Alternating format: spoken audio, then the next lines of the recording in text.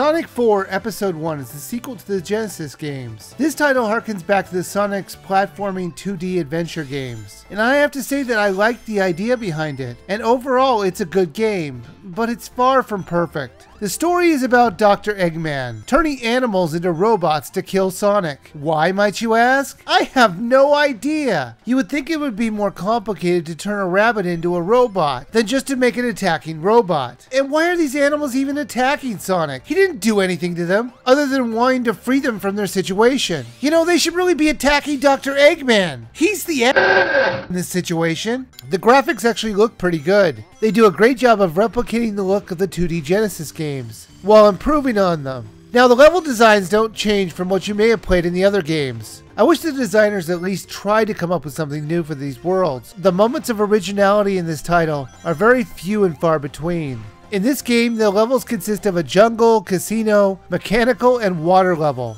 I guess that's water. Why is it all green? It kind of looks like sewer water. Ew. Sonic is usually known for speed, and while he's pretty fast at times, he sure does slow down in his old age, as it didn't feel like he was as fast as he used to be. Most notably, getting him to start running was frustrating. He was like the little engine that could, trying to get up that hill. I think I can, I think I can, I think I can, go!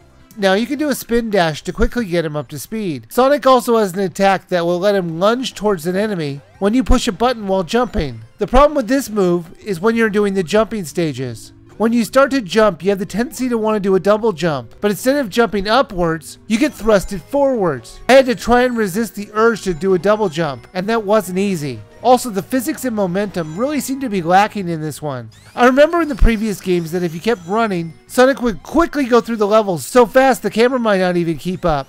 In this one, there was never that sense of speed, and Sonic would slow down quite often. So those sections of him just quickly running through a level were very brief. Now don't get me wrong, Sonic could get really fast at times. It's just it didn't feel as fast as it was in the previous games. There are 4 worlds with 3 acts in each one, and also a boss fight. What I liked was that you weren't locked into a certain world, like the previous games. You could choose which world and act you wanted to start on. So if you were ever frustrated with one of the acts, then you could just move on to another one. If you make it across the finish line with 50 rings, you'll see a very big ring waiting for you. If you grab that, you'll be teleported to a bonus stage. This bonus stage has you controlling the world and having Sonic spinning around it, trying to collect rings so you can pass gates and avoiding the exits, all in an attempt to get the Chaos Emerald at the end. I love these bonus stages. It was a great flashback to the previous games in the series, as it was very fun to maneuver through them. My major problem with the game has to be the price though. It's ridiculously priced at $15. That's about $5 too much, especially when you can download the other ones in the series at a cheaper price. And those games are finished. This game should only be this much if it's totally completed with Episode 2 as well. However, the publishers want to charge you a full price for half a game. And that's just assuming that there's only going to be one other part. Sonic 4 Episode 1 is a promising start to this throwback of the 2D Sonic games.